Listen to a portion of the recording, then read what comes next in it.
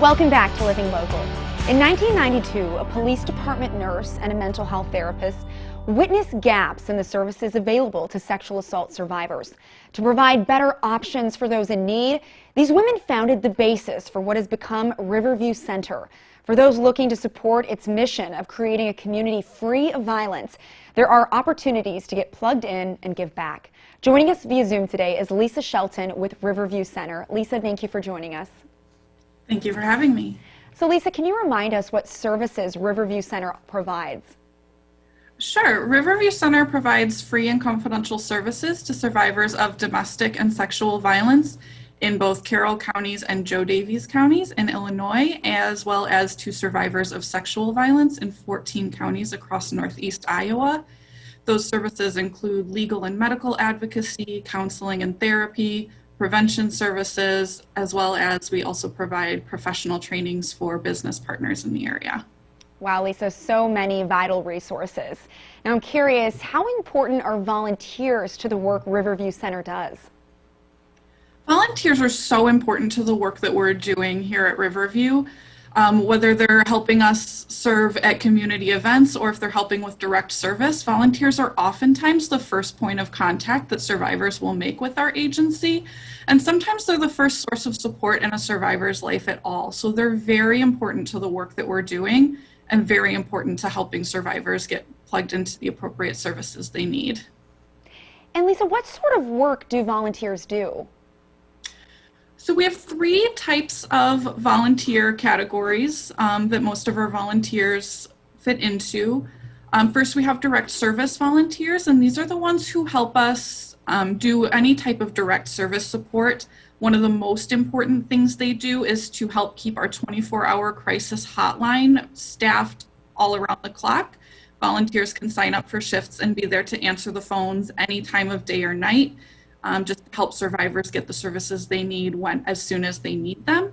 We also have volunteers who help us more with outreach and development, do community events, help with tabling, networking with other businesses and things like that, and just really supporting and promoting the services that we provide.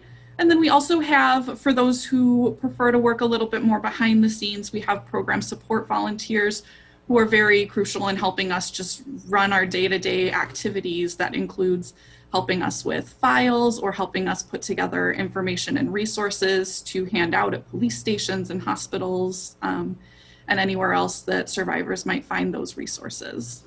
Wow, sounds like there are a wide variety of ways that volunteers can help out Riverview Center. Who would make an ideal volunteer for your center? The ideal volunteer at Riverview would just be anybody who has a passion for helping others. That's really the most important thing, is somebody who really just wants to get out and help somebody.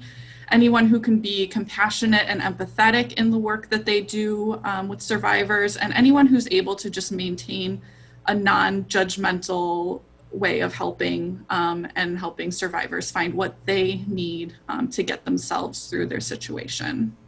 And do volunteers need any prior experience before volunteering? Nope, we don't have any prior experience or anything that they need before they can come to us as volunteers. Pretty much anybody can just come to us and let us know that they're interested in volunteering. We will provide all of the training that's necessary. So anybody who doesn't have experience or anything like that, they can still come in and join us, and we will help them get what they need to get going. And Lisa, can you talk to us a little bit more about what that training and guidance entails for volunteers that are on board but need some direction as to feel comfortable and confident to help? Yeah, so we provide a 40-hour training to all of our volunteers when they initially reach out to us. We host this training a couple times a year, and that will provide volunteers with all of the skills that they need to provide crisis intervention, or just to kind of know what they need to do in terms of helping support survivors, whether it is in direct service or just in the community in general. We also provide ongoing continuing education for all of our volunteers throughout the year. We host regular trainings for them just to help them expand their knowledge and skills that they have. And then we also provide regular supervision and support to all of our volunteers. We always make sure that we're checking in with them and making sure that they have what they need to succeed in their role as a volunteer.